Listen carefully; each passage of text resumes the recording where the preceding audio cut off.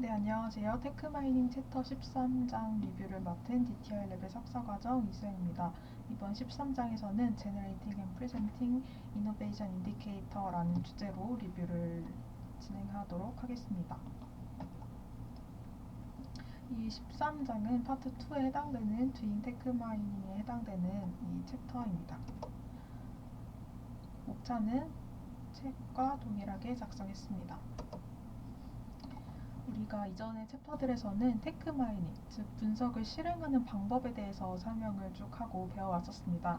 하지만 이번 챕터에서는 이 기술관리 질문들에 대한 대답을 하기 위해서 이 분석 결과를 적용하는 것에 초점을 두어서 설명을 드리고자 합니다. 기술 관리를 위한 어떤 질문들과 이에 대한 답변을 제공하는 것을 목표로 하고 있는데, 특히 이 혁신 지표를 통해서 기술 개발을 추적하고 앤서링하는 내용에 대해서 설명드리도록 하겠습니다. 테이블 13-1처럼 기술관리 이슈들에는 아주 다양한 것들이 존재하지만 이 챕터에서는 특히 이 기술 선택에 대한 것을 다루도록 하겠습니다. 이 가능한 최상의 정보로 조직의 목적에 맞는 올바른 기술이나 혁신을 어떻게 선택할 수 있는지, 그리고 13.1절에서는 전문가 의견을 바탕으로 한 기술 인텔리전스를 수행하고 13.2절에서는 테크마이닝 정보를 통합하는 방법으로 혁신 지표를 사용하는 그런 방법에 대해서 소개해드리겠습니다. 그리고 13.3절에서는 정보 표현 그리고 패키징에 대해서 다루도록 하겠습니다. 먼저 이 챕터의 챌린지에 대해서 이야기를 하자면, 이 책에는 소문자 QQQ로 되어 있는데 이 소문자 QQQ를 저는 CCC로 바꿔서 설명을 드리도록 하겠습니다. 먼저 우리가 하이테크 다국적 기업인 기업 QQQ의 인수합병 부서에서 일하고 있다고 가정을 합니다. 이 QQQ가 아주 어트랙티브한 전자기술을 발명한 소규모 회사 CCC의 인수를 적극적으로 고려하고 있는 상황이라고 가정을 했을 때, 우리가 이 QQQ의 고위 경영진이 CCC의 이 기술 능력에 대해서 신속하게 알아낼 수 있는 테크마이닝을 수행해야 되는 상황이라고 가정을 하고 챕터를 팔로우업 해주시면 도움이 될 것 같습니다.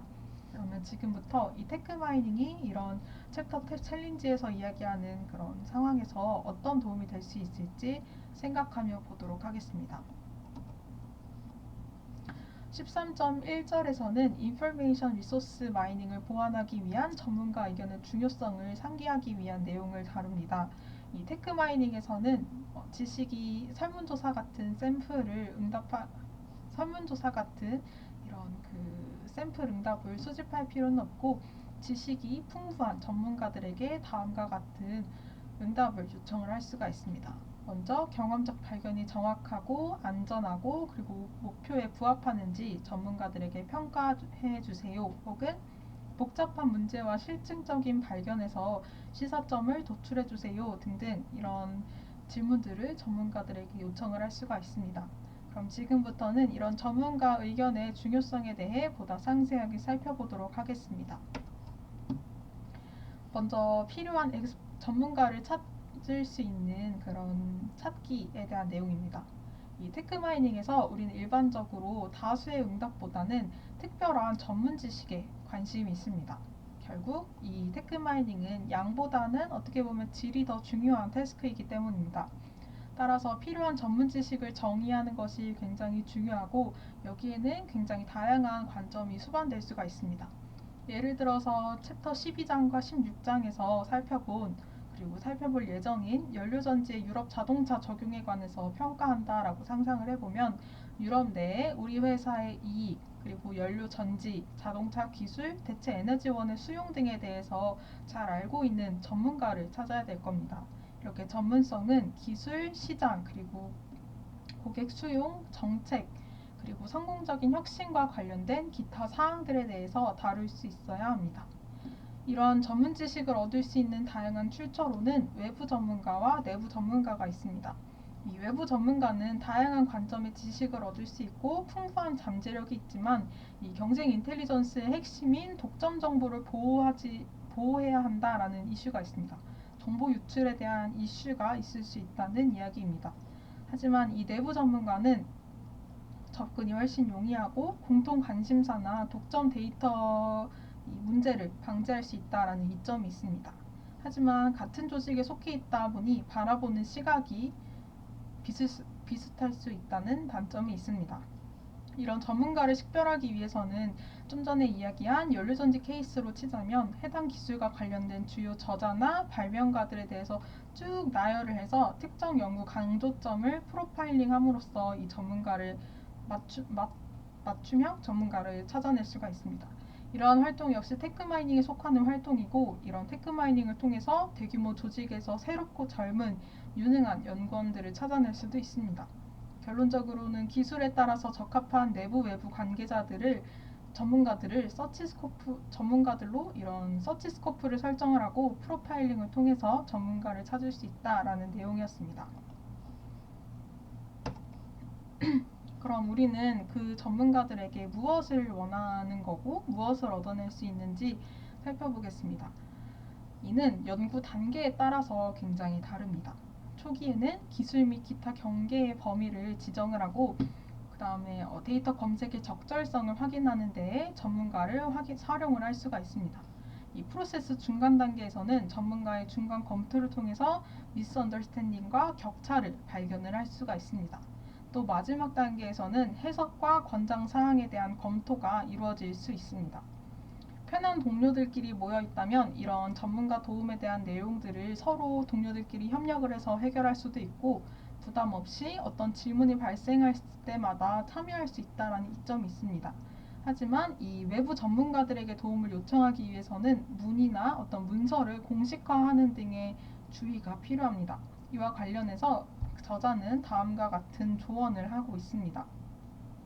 먼저 이 외부 전문가를 활용하게 될 경우라면 즉각적인 질문을 적어둘 것, 그리고 미래 질문을 예상하기 위해서 한 발짝 뒤로 물러날 것. 세 번째로는 질문의 우선순위를 정리하고 정해서 전문가가 가능한 시간에 핵심 사항에 대해서 질문을 할 수 있도록 집중할 것. 그리고 네 번째로는 질문에 대해 파일럿 테스팅할 것. 그리고 마지막으로는 전문가가 나중에 검토할 의향이 있는지 물어볼 것이라고 이야기를 하고 있습니다. 이 마지막 다섯 번째는 저자가 굉장히 가치를 낼 수 있는 보너스 라운드라고 이야기를 하고 있습니다. 추가적으로 이거 말고도 추가적인 어떤 팁을 제시를 하고 있는데, 한 명은 질문하는 동안 메모를 하고 화학식 같은 걸 빠르고 정확하게 받아 적는 법에 대해서 서로 미리 논의를 하고, 나중에 전문가에게 검토를 요청하면 좋다라고 책에서 이야기를 하고 있습니다. 또 저자는 상호작용이 테크마이닝 전문가의 의견의 핵심이라고 이야기를 합니다. 전문가에게 우리가 한 일을 보여주면 구체적인 제안을 듣는 데에 도움이 될 수 있기 때문입니다. 또 전문가들에게 테크마이닝 결과를 보여주는 건 어쩌면 그 전문가들에게도 또 다른 관점을 제공해 줄 수 있기도 하기 때문에 굉장히 가치 있는 일로 여겨질 수 있습니다. 그리고 그룹 전문가 또는 개별 전문가 중에서 어떤 형태의 전문가와 상호작용해야 할지도 고려해야 됩니다. 다양한 도메인 지식을 갖춘 그룹 형태의 전문가를 만나는 건 효율성과 상호작용 측면에서 순차적으로 개별 전문가를 한 명 한 명 만나는 것보다 훨씬 더 잠재적인 이익이 클 수 있기 때문입니다. 정리해서 이 챕터에서는 빠른 연구를 위해서 테크마이닝을 통해 전문가 후보를 식별하고 우리가 하고 있는 프로젝트나 분석 상황에 대해서 설명하고 공유하는 그런 커뮤니케이션이 아주 중요하다, 좋다라고 이야기를 하고 있었습니다. 이 1.3 섹션에서는 다음 우리 14장 챕터에서도 보게 되겠지만, 이 테크마이닝의 경험적인 결과가 한 명의 관리자, 사용자의 귀에 들어가는 반면 전문가는 또 다른 귀를 가지고 있다라는 것을 이 그림으로부터 시사를 하고 있습니다. 이 직관적인 판단과 배틀링을 하는 동안 이 테크마이닝은 후반부에 전문가를 만나는 게 크게 의미가 없다는 겁니다. 오히려 하나의 일관된 그런 그 메시지를 제시를 하기 위해서 경험적인 발전과 전문가의 관점을 중간에 이렇게 통합을 해야 한다고 얘기를 합니다. 다양한 단계에서 얻고자 하는 전문 지식을 미리 스케치하기 위해서 뒤로 물러나는 것이 가장 좋고, 이는 전문가가 어떤 방식으로 참여해야 되는지 명시적으로 설계하는 것이 좋다는 말을 의미하기도 합니다. 결국 이 테크마이닝 초기에 기술 및 비즈니스 기회에 대한 판단이 전체적인 범위에 기여할 수 있어야 된다라는 것을 뜻합니다. 이런 다른 유형의 전문가 지식은 그 올바른 정보 소스를 결합을 하고 검색을 공식화하고 데이터를 해석하고 그리고 이 조직의 목표와 맥락에 대한 그런 의미 도출에 도움이 되어야 됩니다. 다음 섹션에서는 사용자를 적극적으로 참여시키고 의사결정에 정보를 제공하기 위해서 기술 인텔리전스를 제공하는 그런 최선의 방법을 플래닝하는 데 중점을 두고 설명을 드리겠습니다. 어쨌든 이 그림 14.1에서 상사의 귀를 가진 사람과 협력해서 테크마이닝 결과를 효과적으로 더 공식화하고 제시할 가능성이 높다라는 것을 암시를 하고 있습니다. 결국 이 상사의 의견이 중요하다라는 내용입니다. 지금부터는 혁신 지표에 대해서 본격적으로 살펴보겠습니다. 저자는 이 2.1 챕터 2장이 이 테크마이닝 책의 핵심이라고 이야기를 하면서 테크마이닝으로 해결해야 될 39가지의 질문들과 질문에 도움이 되는 정보들, 여기서는 어떤 매적 값이나 이노베이션 인디케이터 값들을 소개를 해주고 있습니다. 그리고 각각에 대한 질문은 그 특정 기술 관리의 문제와 관련이 있는 그런 질문들입니다. Q1에서 Q23까지는 왓에 대한 질문들과 질문에 대한 정보들이고 23번부터 39번까지는 후에 대한 질문들과 질문에 대한 정보들입니다. 이 왓에 대한 건 무엇을 이야기하냐면 이 테크마이닝을 할 때 어떤 기술의 성숙도, 기술 개발 플래닝 혹은 이런 기술 개발을 어떻게 기술 개발을 할 것이냐에 대한 초점을 두고 있다면 후 챕터에서는 그래서 어떻게 누구와 함께 기술 개발을 하는 게 좋냐, 누가 경쟁자가 되냐 이런 그런 기술 개발 주체에 대한 내용을 다루고 있는 질문들과 대답이라고 보시면 됩니다. 그리고 뒤에서도 보겠지만 이 표의 이 두 번째 컬럼에 적힌 이 이슈들은 우리가 앞서 1장에서 보았던 13.1 테이블의 테크놀로지 매니지먼트 이슈 앤 컨선에 관한 내용이니 이 10페이지의 표를 참고해서 하나씩 매칭해서 보시면 좋을 것 같습니다. 추가적으로 이 질문들은 출판물에 해당되는 연구, 특허에 의존적인 개발, 그리고 기술에서 비즈니스 및 대중 언론으로의 확장을 다루는 어떤 상업화 측면에서의 혁신 진행 사항을 추적할 수 있도록 정리가 되어 있습니다. 조금 긴 내용이긴 하지만 중요한 내용들을 위주로 소개해 드리도록 하겠습니다. 먼저 첫 번째 질문입니다. 어떤 새로운 기술이 우리의 지속적인 관심을 받을 만한가? 라는 질문에서 이를 알 수 있는 방법으로는 여러 기술에 대한 신속한 오버뷰를 위해서 스코어 카드 측정, 여기서 이 스코어 카드라는 거는 주로 밸런스 스코어 카드, 어떤 균형 성과표라고 불리는데 그 조직의 비전과 전략으로부터 도출된 성과지표의 조합으로 고객, 공급자, 종업원, 프로세스 및 혁신에 대한 지표를 통해서 미래 가치를 창출하도록 관리하는 그런 시스템 지표를 의미를 합니다.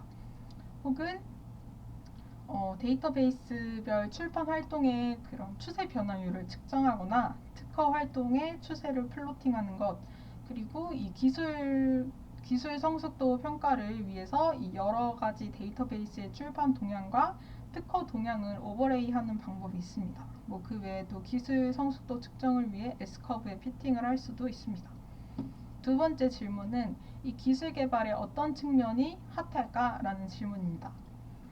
이 기술에 대한 주요 R&D 측면을 식별하기 위해서 키워드 클러스터를 도출하거나 PC를 통해서 매핑하는 것, 그리고 최근 사용량 증가를 나타내는 주요 키워드 인디케이터를 사용하는 것, 이거는 워드 클라우드 같은 툴이 될 수 있을 것 같습니다. 그 외에도 학회나 저널 논문의 비율, 그리고 시간의 경과에 따른 그 주제에 대한 3차원 추세 차트 등이 있습니다. 그 외에도 각 주요 주제별로 S커브를 피팅해서 전망을 볼 수도 있습니다. 세 번째 질문입니다. 이 기술의 새로운 영역은 무엇인가? 라는 질문인데 이 경우에는 리스트를 비교해서 새로운 그런 주제를 확인하거나 제목과 초록에 이 NLP를 기법을 적용을 해서 새로운 주제를 생성하고 검토하는 방법이 있습니다. 그 외에도 특허가 과학 논문을 인용한 정도를 집계할 수도 있습니다. 이는 일반적으로 어떤 기술이나 사회 현상, 과학적인 이론을 먼저 아카데미컬하게 짚은 논문의 내용이 이 특허라는 기술 개발로 이뤄지는 경향이 있기 때문인 것으로 보입니다. 그 외에도 최신 주제 및 동향 검색 등이 있습니다. 네 번째 질문은 특정 기술에 중요하게 기여하는 구성 요소 기술, 즉 서브타입 유형에 대해서 묻는 질문입니다. 이는 주제 클러스터를 매핑하는 PCA나 클래스 코드를 매핑하는 것 혹은 상위 하위 관계를 정렬하고 전문가 검토를 통해서 주제 간 관계 흐름도를 매핑하는 방법 등이 있습니다. 다섯 번째 질문은 이 기술 개발이 기술 환경에 어떻게 부합하는가입니다. 이 경우 스페이스 맵, 공백맥이나 데저트 사막과 정글처럼 어떤 기술 환경에 대한 활동 수준을 구별하기 위한 밀도 측정을 수행을 할 수가 있고 3D 서피스 맵 등의 방법이 있을 수 있습니다. 특히 시간에 따른 진화, 개발 경로를 보여주는 지도, 기술 영역 크기의 정교화된 매트릭스 등이 이런 퀘스천에 대응할 수 있는 데에 도움이 될 수 있습니다. 여섯 번째 질문은 기술 개발을 주도하는 것이 무엇인가에 대한 질문입니다. 상대적인 과학 기반 점수, R&D 논문을 인용한 특허의 비율, 혹은 특정 규정이나 시장, 푸시풀 등이 질문에 대한 답을 낼 수 있는 그런 매저나 인포메이션이 될 수가 있습니다. 우리 연구실에서 했었던 사회 공진화 연구나 논문 특허 패턴을 찾는 그런 연구가 있었던 것처럼 외부 요인으로부터 기술 개발을 주도하는 소스들에 대해서 찾을 수 있을 것 같습니다. 그리고 일곱 번째 질문은 주요 경쟁 기술이 무엇인가입니다. 이는 대상 기술에 대한 멘션들을 스캔하거나 아니면 비교 평가 혹은 잠재적 경쟁자의 경우 그 성숙도나 드라이버 등을 대상으로 기술과 비교할 수 있을 것 같습니다. 그리고 여덟 번째 기술 전망이 얼마나 밝은지에 대한 질문에서는 이 여러 기술에 대한 스코어 카드 측정, 아까 이야기했었던 것처럼 정의는 다음과 아까 이야기했던 것과 같고 혹은 시간 경과에 따른 연구 활동 그리고 레이더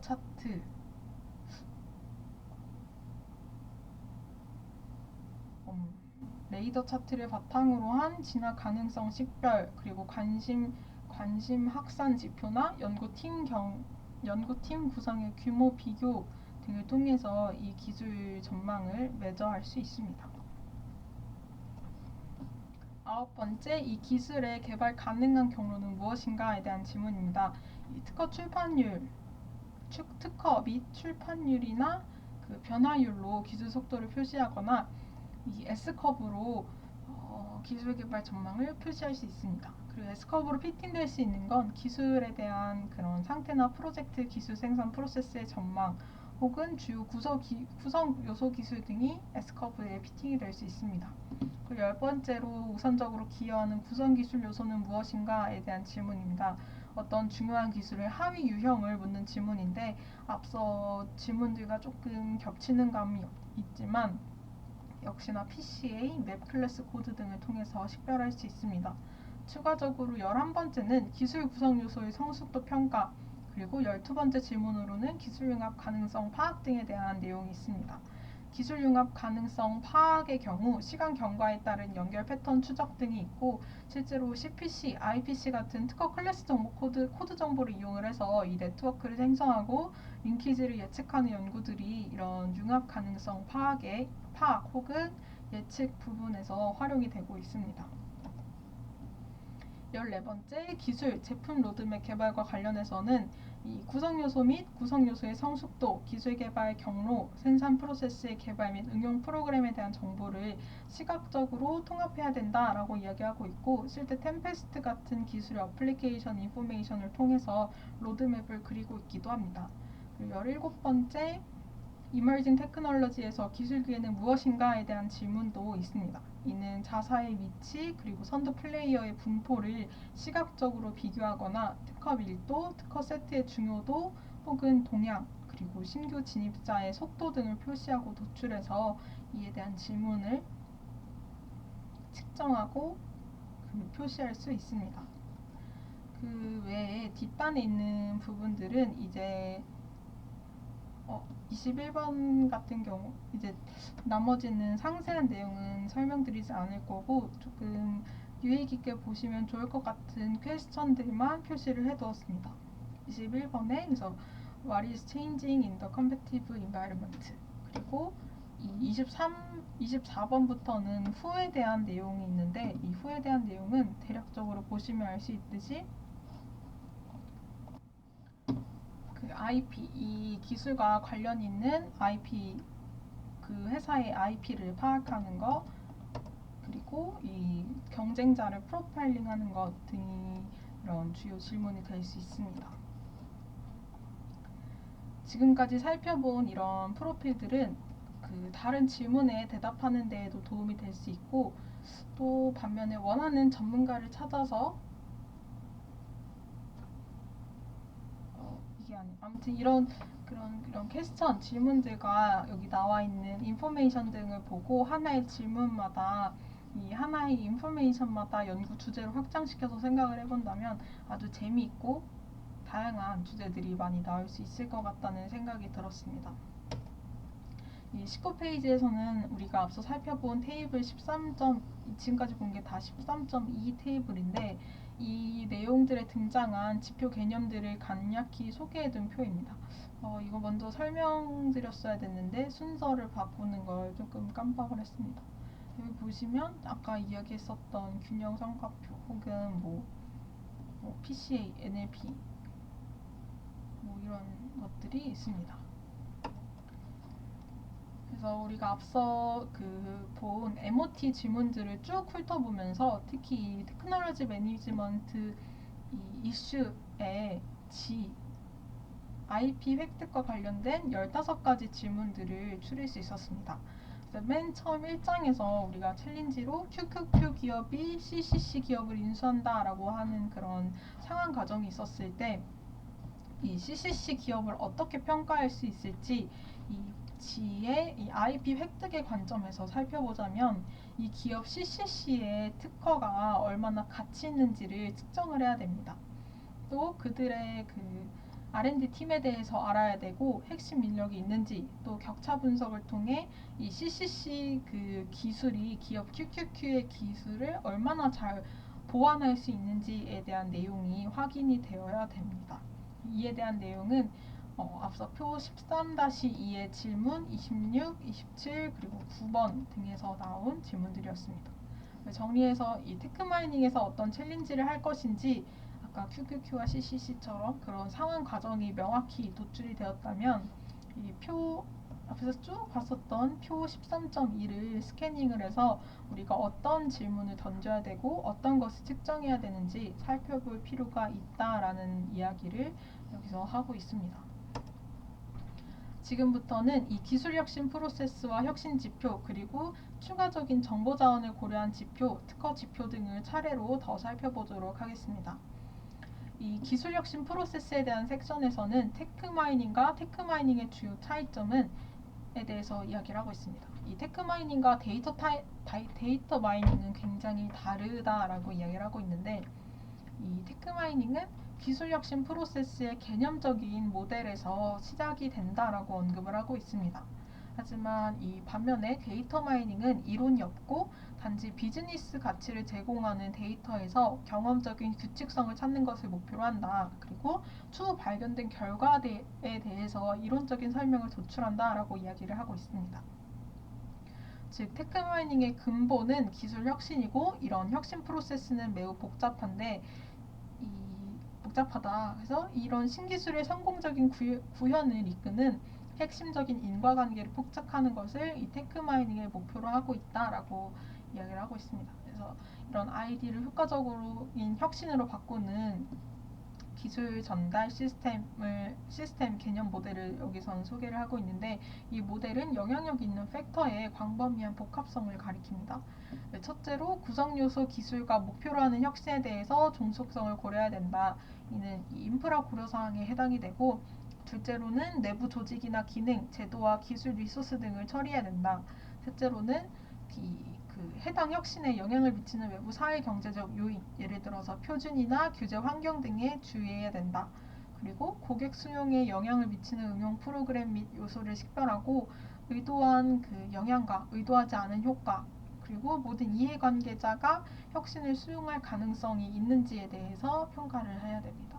그래서 이런 팩터들을 바탕으로 아이디어를 효과적인 혁신으로 바꿀 수 있는 기술 전달 시스템을 구현할 수 있습니다. 추가적으로 풍부한 연구와 경험은 성공적인 기술 혁신을 촉진할 수 있는 요인이 된다라고도 이야기를 하고 있습니다. 신제품 개발이나 기술 대체, 기술 이전 등에 대한 연구가 풍부하기 때문에 다양한 관점에서 혁신 성공 요인을 찾아볼 필요가 있다라고 합니다. 그래서 이런 개념화는 기술 혁신을 달성하기 위한 테크마이닝 수행에 상당히 큰 도움이 됩니다. 다음으로는 세 가지 유형의 혁신 지표를 살펴보겠습니다. 이 혁신 지표는 경험적인 정보를 활용해서 이 기술 발전과 성공적인 상업화에 영향을 미치는 요인에 대해서 추정을 합니다. 이 조사 중인 기술과 관련해서 R&D 활동의 의미를 측정하기 위해 지표를 공식화할 수가 있고, 하나 이상의 경쟁 조직에 대한 여러 기술 개발 활동을 평가할 수도 있습니다. 따라서 이런 혁신 지표를 선택할 때에는 특정 관리 문제를 해결하는 데 도움이 되는 지표를 선택하는 것이 중요합니다. 1997년에 포터는 세 가지 유형의 혁신 지표를 구별해서 제안을 하고 있는데, 기술 수명주기 현황, 기술의 혁신 맥락 수용도, 시장 전망 등이 있습니다. 그래서 이거 하나씩 뜯어서 살펴보면, 먼저 이 기술 수명주기에 대한 정보는 기술이 개발 경로를 따라서 얼마나 발전했는지, 그리고 성장률, 그리고 이 기술이 의존하는 그런 기술 상태를 결정하는 데에 사용이 됩니다. 이런 지표는 기술적인 성숙도의 핵심입니다. 지배적인 모델은 일반적으로 이 S커브 형태의 성장 곡선을 보이고, 시간 경과에 따른 활동을 통해서 이 구간별로 인사이트를 얻을 수가 있습니다. 이 컨텍스추얼 팩터는 이 지원 기술이 충분한지에 대한 여부를 측정하는 그런 것으로 시작이 됩니다. 종종 기술 지원이 준비되지 않을 수 있기 때문에 지표는 가능성과 위험 고려 사항을 예상할 수도 있습니다. 특히 경쟁 기술은 혁신 전망에 영향을 미칠 수가 있고, 경쟁 기업이 기술에 참여하는 정도가 중요한 정보일 수 있기 때문에 특허나 논문, 비즈니스 자료 등을 활용을 해서 이런 지원하고자 하는 기술이 충분한지에 대해서 측정할 필요가 있습니다. 마지막으로 이 시장 전망 지표는 기여하는 기술 및 제품의 잠재적인 상업적 이익에 대해서 다룹니다. 그래서 성과 달성을 위한 요구사항을 측정하는 것을 목표로 다른 회사의 IP나 시장 강점에 대한 경쟁 평가를 중요하게 생각을 합니다. 다음으로는 다른 정보 자원을 고려한 인디케이터에 대한 내용입니다. 우리가 앞에서 길게 봤었던 표 13.2의 후보 지표들이 조금 불충분할 수 있기 때문에 훨씬 더 많은 지표를 생성을 할 수도 있다라고 그런 가능성과 그런 제안을 하고 있습니다. 이는 주요한 정보 소스를 간행물이나 특허 외에도 다른 데이터를 활용함으로써 얻어낼 수 있습니다. 다만 이 책에서는 출판물, 논문이나 특허에서 더 가치 있는 데이터를 얻을 수 있다라고 주장을 하고 있기 때문에 이러한 데이터에 초점을 두어서 이 13.2 같은 인디케이터들을 얘기했었던 것뿐입니다. 이 추가적인 후보 지표들을 소개해드리자면 다음과 같습니다. 먼저 특허 침해 행위는 기타 특허 정보 자원을 활용해서 측정할 수 있고, 시장 평가는 시장 규모나 속성을 통해 측정을 할 수 있습니다. 시장 예측은 신제품 발표와 관련된 소스를 활용할 수 있습니다. 또 경쟁사 지원 프로파일링은 기업의 재무 자료나, 그리고 혁신으로 인한 환경 문제는 환경 관련 데이터베이스, 그리고 고객 수용에 대한 인디케이터는 현재 그리고 신규 고객 그룹에 대한 테스팅과 평가로 얻어낼 수가 있습니다. 그 외에도 공급망 평가, 국가 흡수 능력 평가, R&D 그 펀딩, 조직 변경 프로파일링 등의 지표가 있을 수 있습니다. 이 챕터 그 섹션 2.6에서도 추가적인 특허 기반의 지표를 소개를 하고 있습니다. 한 연구자는 2003년에 실행 가능한 기술 인텔리전스를 지향하기 위해서 이런 특허 지표들을 제시를 했고, 그에 대한 내용은 다음과 같습니다. 이 기술 강조는 분야 간 조직의 특허 활동을 비교합니다. 이 기술 공유는 주어진 분야에 대해 다양한 조직의 특허 활동 정도를 비교합니다. 그리고 기술 성장 속도는 기술 성장 속도에 대한 이야기가 빠졌는데, 기술 성장 속도라는 것이 있습니다. 근데 그거는 최근 활동 수준과 이전 활동의 수준을 비교를 하고, 특허 품질은 품질을 고려해서 특허의 양을 조정을 합니다. 그리고 이 국가 프로필은 한 국가의 고유 특허 활동 그리고 외국인 특허 범위를 조사하는 그런 지표입니다. 여기까지 이 13장의 1번 영상 리뷰를 마치도록 하겠습니다.